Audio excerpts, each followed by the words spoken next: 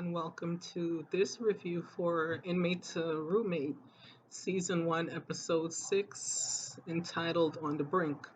So, we start off the episode with Dr. Henry and DQ. It picked up where it left off the last episode, where they got into an argument regarding Jamal, which is DQ's best friend when he was imprisoned, about Jamal possibly visiting DQ at Dr. Henry's house. So we see Joe and DQ pull into Dr. Henry's driveway because DQ decided to stay by his Uncle Joe's house overnight to let off some steam. So they get back to Dr. Henry's house because that's where he is supposed to be, based on his parole setup. So they go back there to discuss further the conversation that they had regarding Dr. Henry possibly calling the police if Jamal were to show up at the house. So Dr. Henry was basically saying that that was just a hypothetical. He was just saying that, if it does happen, he's not saying whether he'll really do it or not. He's just saying, I'm supposed to. So they didn't agree with that because, the code, you're not supposed to call the police and stuff like that. So they're explaining that to him.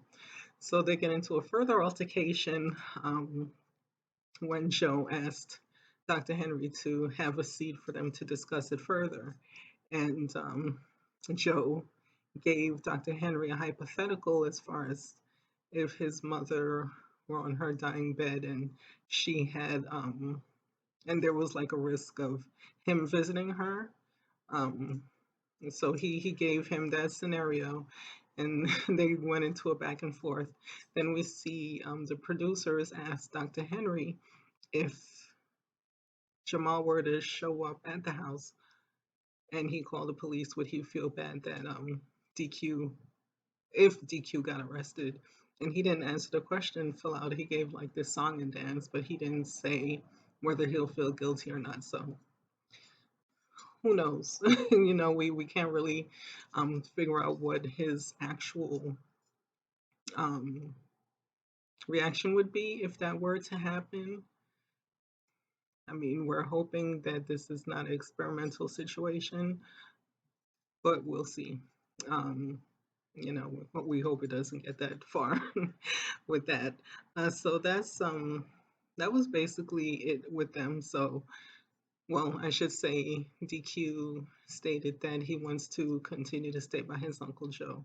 So they did run it by the PO, and she said that the paperwork will take about a month for them to complete in order to make the transition from Henry to Joe's house. So that's it with them. Then we go into Kyle, Sandra, and Nick. So we see Nick pulling up in this Range Rover, all black on black on black. And Kyle was telling Nick that he's silly for purchasing such a vehicle because he advised him to, if he wants to get a car, it should be something that's low, um, that's not going to draw a lot of attention to him, because of him just now coming out. And of course, he didn't listen. He's been talking about having a flashy ride, and that's exactly what he purchased. So they asked him, how did he get this vehicle? How was he able to afford it? So he said that he invested in some cryptocurrency, and that's how he was able to afford the vehicle. So he was telling Kyle that there's no need to trip, blah, blah, blah. He didn't even get insurance or anything on the car. He's just riding dirty out there, and it's just like, come on, man.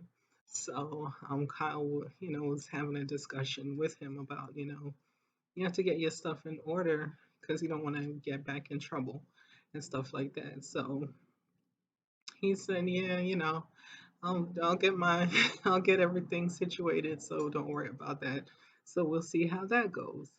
Um, then we have Sharna and Mark and Bill. So we see Bill, well, Sharna and Mark, they're in the kitchen having a discussion. again about Bill and his tab that's running up and him not following the rules. So in comes Bill and he shows them a piece of paper. So this paper was his permission to travel. So he's able to travel for 15 days, but he has to explicitly explain to the parole office why he's taking a trip, where he'll be, and stuff like that. So, of course, he's excited to get out the house because everything has been pretty intense in there with the rules and everything going on. Um, so he's telling them how excited they are, and they're like, "Okay, yeah, that's fine. We know you're happy to be traveling and stuff like that, but just remember that when you come back, there's some things that you have to take care of, and you have to, start pulling your weight and stuff like that, because they mentioned that Mary, his girlfriend, has been paying his way. So um, she's been helping him out financially, and also his tab is running up at Mark and Shauna's house. Okay, so we see Bill packing up, to packing up for his trip, I should say. So we see Sharna stomping through the house, like into the room where he stays. And he was just like, dang, you just like pop up again, you like all willy nilly and stuff like that. So she again was like questioning him, like, what are you gonna do when you come back? You know, um, you got to figure out, what you want to do, because we can't continue on like this. So he said, listen, I'm gonna visit blah blah blah. He said, he again asked her if Mary could stay with them. I'm trying to figure out why he keeps asking that. I don't understand why, if they're in a relationship, why does she have to move into these people's houses? That's like, it makes no sense to me. That's weird. Um, why doesn't Mary take him in? You know what I'm saying? Why doesn't she move to where are they in Indiana? Why don't they stay with each other for a while, get that paperwork done, and then figure it out from there? What do I know?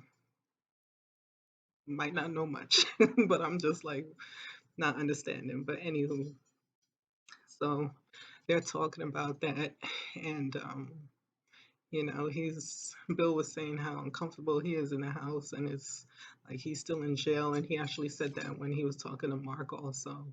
He said, I feel like I'm still incarcerated. You had Sharna looking in garbage cans for contraband, as she put it. um, so, he voiced his frustrations about like how they're like on his jock, with every little thing and stuff like that.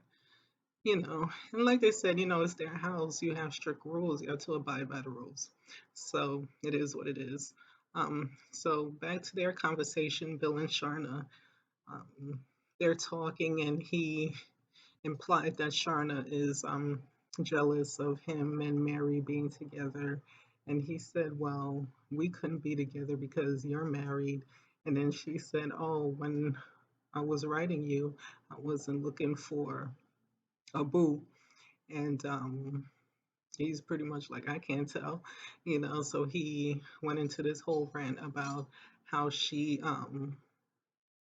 pops up randomly at all times of the night when Mark is at work, and she's knocking his door, trying to open the door with her lingeries on and stuff like that. So I'm just like, Lord, this is just too much. So she's like, no, I'm in my pajamas and stuff like that. And he's trying to imply that it's more than just regular pajamas. He said something about leggings and jeggings. I'm like, it's just a mess. So they had that whole conversation. So he pretty much told her, can you leave, because I'm just trying to pack up. I'm trying to go. So that was basically it with them. Then we have Tiffany, Quinn, and Ariel, and we see Tiffany and Quinn at her apartment. And Quinn, of course, is upset because she has to move out because Ariel will be moving in. So Ariel shows up with her luggage, and Tiffany was really welcoming, and then Quinn got even more pissed because she was like, "Okay, you got like the welcoming committee and everything for her and stuff like that." She was like, "Are you gonna be this helpful for me leaving?" So Ariel was like, "Well, I'll help you leave," and then those two went at it for a hot second. So Quinn leaves, and that was that. So then we see Tiffany, well, both Tiffany and Ariel were explaining a little bit further how they know each other. So they have a mutual friend, and um, when she found out that Ariel was in jail, she was really concerned. So she asked a friend to get in contact with her, and then that's how they started communicating, and they were talking like 3 to 4 times a week. They said. Um, so they got kind of close. It seems like there's still some things that they don't know about each other, but they got close enough, I guess. Um, so they explained that. So then we see, excuse me, we see Tiffany saying that she's that Ariel has gotten very comfortable very quick, and she says she doesn't mind that, but she was just concerned about, I guess, the tidiness aspect because we saw clothes and shoes thrown all over the place, and come to find out that those were Tiffany's clothing from her clothing line, so her clothing accessories and things like that. Some of it was thrown around in the room. So immediately a red flag goes up because Ariel's charges. So she was just like, okay, she went through my stuff. She didn't even ask if she could go through my stuff. And then on top of that, my stuff was just thrown everywhere. So Ariel didn't seem to think that it was that much of a big deal. So then they go to the living room, and Ariel was not able to. Well, she has to contact her PO, but she's unable to get through on her phone. So she asked Tiffany if she could go on Tiffany's computer to contact the PO, and she was says hesitant, and she said, "Yeah, but I'll put in the password. You can't see that and stuff like that, and you have to do it in front of me." So while she was in the process of doing that, um, Tiffany asked Ariel, like the background on the charges, and she went into detail about how she committed her crimes, and her target were her friends, unfortunately.